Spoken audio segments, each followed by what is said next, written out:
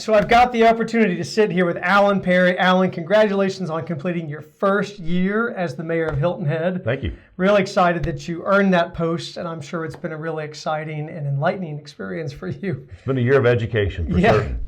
Well, you think about it, okay, so you take that as a year of education after you've been here for 50 plus years on the island. So this is your baby.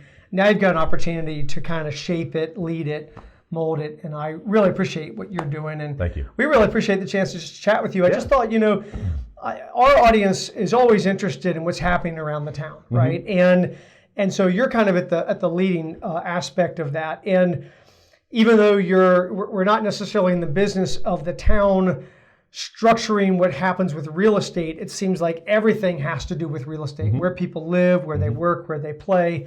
So, but there is an area that you guys focus on when it comes to housing, and it's this workforce housing thing. And I go back, I've had the blessing of being here for over 30 years, and we're dealing with problems that maybe 30, 40, 50 years ago really weren't kind of conceived of. Right. But now you've got a situation where this place is so popular and so populated and so busy and now expensive that we've run into a jam, right? Where it's become less affordable for those that need to support the services here on the island to be able to live on the island. And that's not a new topic, but it really seems like it's bubbled up over the last handful of years. Yes. So can you just kind of bring us current on what's sort of the latest overview of what's happening, any exciting developments that's going on with the town in that regard? Sure. So I think first of all, what we have to talk about is where are the employees?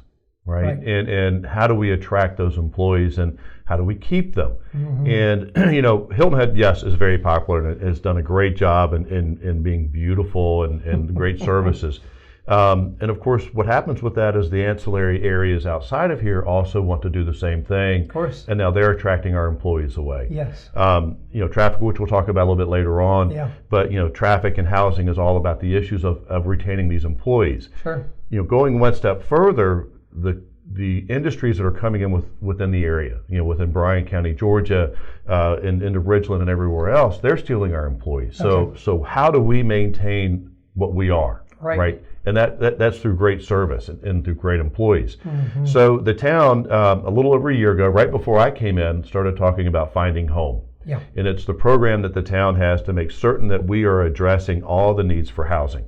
And we call it workforce housing. What does that mean? Well, first of all, it means somebody that's making, I don't know, $30,000 to $150,000 a year. Right. That's workforce housing. So it's the person that's taking care of your pool, to the doctor, to the nurse, to the attorney, to the teacher, to the firefighter, to the policeman. So it's a wide ranging. But within Finding Home was a opportunity for us to look at a piece of property that the town purchased many years ago for about $1.7 million. And that is on the north end of the island next to the post office. And we're calling it North Point. It's roughly 13 acres of land. And we have announced a partnership, private-public partnership with One Street out of Atlanta. And they're going to come in and build 150 to 170 units, 1, 2, and 3 bedrooms. And it's going to be a high-end workforce housing complex. So it's going to be a mixture of everybody. Somebody that's making below 80% of the AMI, which is $111,000 currently, to $150,000 AMI, $150,000 or 150% of the AMI. And within this development, we're looking to have gardens. We're looking to have a fitness center. We're looking to have all these things that really create a great quality of life. So that is step one. Earlier last year, or middle of last year, we purchased another 7 acres of land that we're in the process now of just working on to see what it can be, and that we want to be whole ownership. And that is off the Spanish Wells Road. So, we're talking to potential partners on that, and we're doing some internal design work there. We recently changed a land management ordinance, or did an amendment to a land management ordinance to allow some additional units for a private developer to come in. So when we talk about housing, workforce housing, we're looking at all spectrums of it. We want to have a toolbox that is complete so that we can actually do something. This is not just a Hilton Head problem. This is a national problem with employment. Well, it seems to me too, as you said that, you're building on the north end there, you're building something that's compelling, attractive. It's not just checking a box for a place for someone to live. You're really, because you've got that challenge of, hey, we want people to be compelled to live here and work here, and we want to help be part of that solution. Yeah, and we also want to be a part of the solution without putting taxpayer dollars into it. Yeah, of course. So, we purchased the land for $1.7 million through the real estate transfer fee and some other tools that allow us to utilize this piece of property.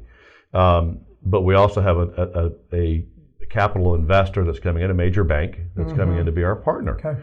And they're providing the majority of the $40 million to build this. And this is going to be a new model that hopefully will be spread out around the country, but we're going to do it here first. I love it. So you're kind of setting the bar, much like Charles Frazier did a long time ago, which I love that. All right. So we're talking about taxpayer dollars. Let's shift gears a little bit.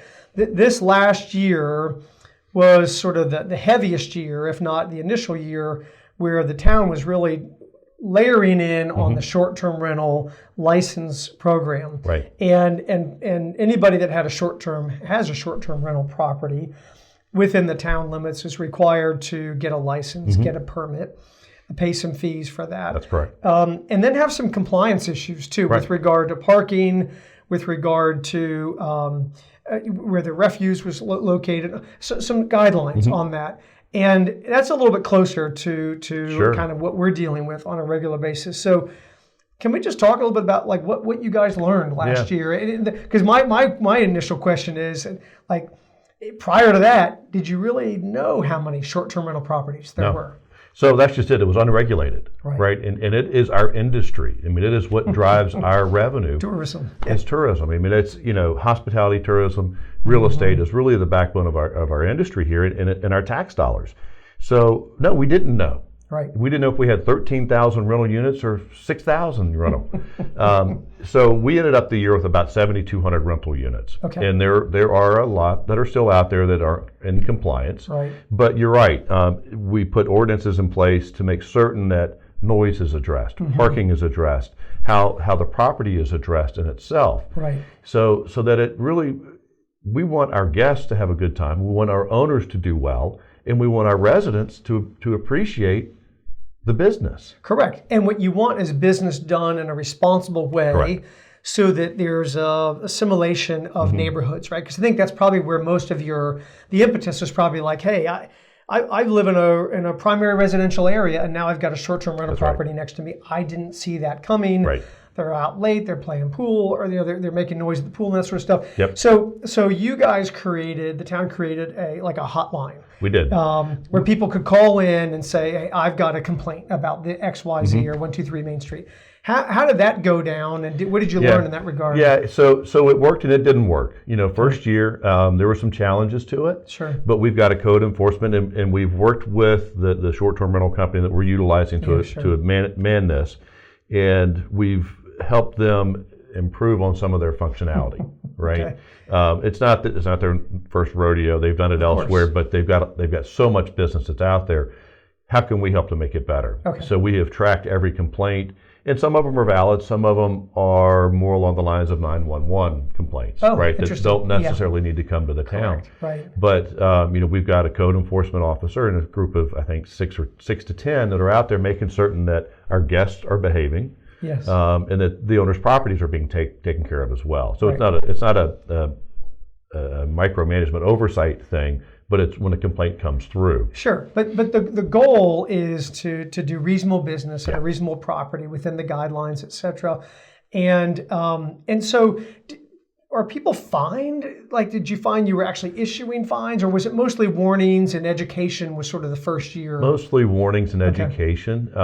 Most everything was resolved within that phone call, right, by the next day. So there weren't any lingering issues that really took place. There are some repeat offenders. There were a couple of times licenses were revoked. Oh, okay. So when the owners didn't comply and they didn't make their management company or their guests follow through the way they're supposed to, then their license were revoked. So there's some teeth. There's some teeth there. Okay, so did you say 7,200 is kind of where you end up? Ballpark. Okay. Yep. But there's more, right? Yeah. And so again, continual education on that, outreach, maybe some expectation of compliance is probably going to continue to build that. Being the first year, there's a lot of learning that goes in from our part, but also the property owner's part. Sure. So yes, there is that transitional time frame that takes place. We haven't addressed any ordinances or redefining a bit of responsibilities for this year as of yet. Right. Parking is going to be discussed later on. Yep. But it's a work in progress to make certain that we get it right for everybody. So in 2024, now we're into that year, what do you see for that program moving forward? And is there another phase to it where you guys are, now you're layering in another aspect? Or? I'm not sure. Okay. I don't want it to be so overbearing that it pushes people away. Yeah, for sure. So since it's been unregulated, we got to be very careful in that. And, with expenses going up and everything else, adding another fee to the business side of it is very cautionary, because it's our revenue. So we're taking a hard look at everything. But right now, there's nothing on the table that is really going to be addressed in the next 30 to 60 days. Okay, so people should just expect to continue to renew their permits. Correct. And roll forward, maybe encourage others to do that too. Yep. And we kind of see where this program evolves. Yeah.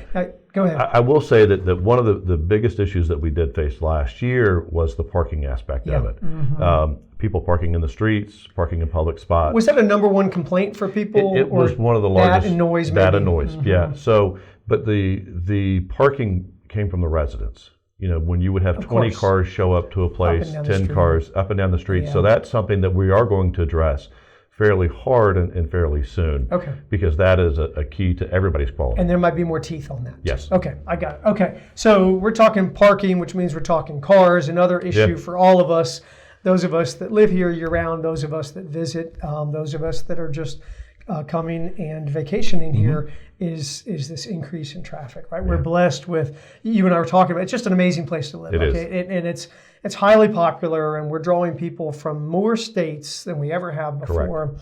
So they're not all just Ohio. No, they're not. Place like mine was at one point.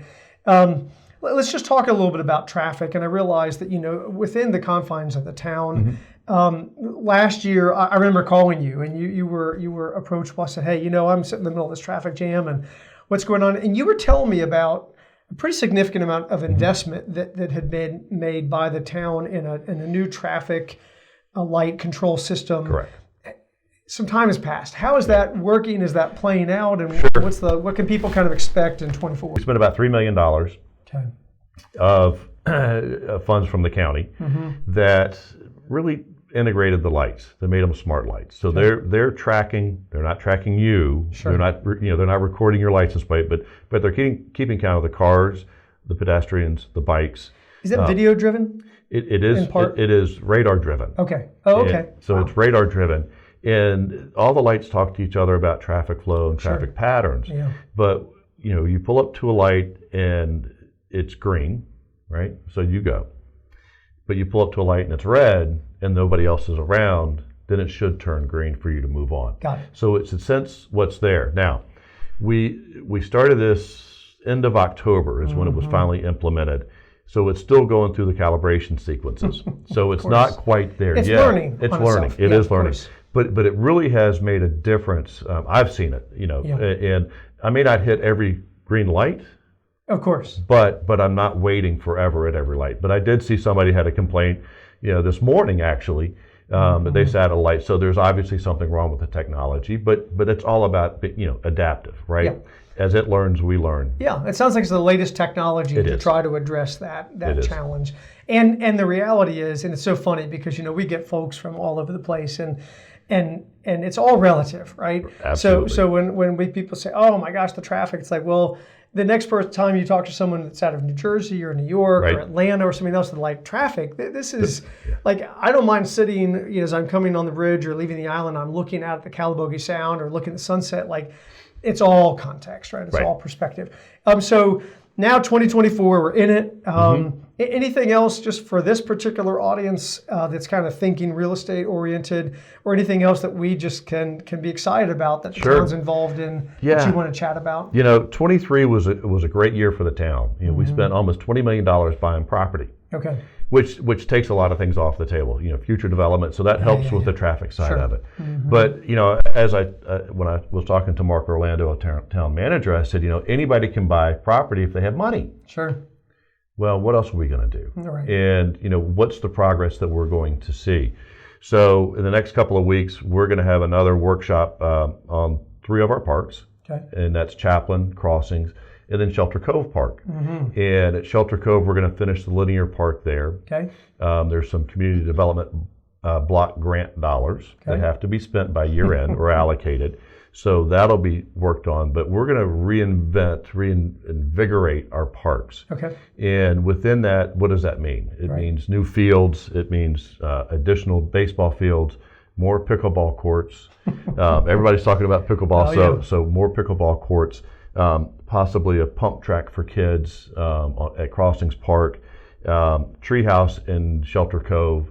Just different things that make it just better. Cool. And then outside of that, later in the year, what we will start discussing are roads. Mm-hmm. And we have met with the Department of Transportation, and we've got some dangerous areas, and we've got some areas that don't flow well at all. Okay. So we're going to look to redesign our roads. Yep. And create a better pattern and a better feel, so that not only are you not going to question where you're going, but you're going to enjoy the drive. Oh, interesting. Okay. So more information to come on that. Right? Absolutely. And at some point, maybe we'll get back together again and talk about the bridge, right? Yep. That's a much bigger topic. It is. But so it sounds like some exciting things coming up ahead. Really appreciate the chance to chat with you, Alan. Again, really so glad you're in your position. And I'm sure that you feel honored by that. And I think I do. Vice versa, all of us are honored by the time and commitment you put into that. So we'll get together again soon to talk about what's happening into the rest of the year. Thanks, y'all. Talk to y'all soon.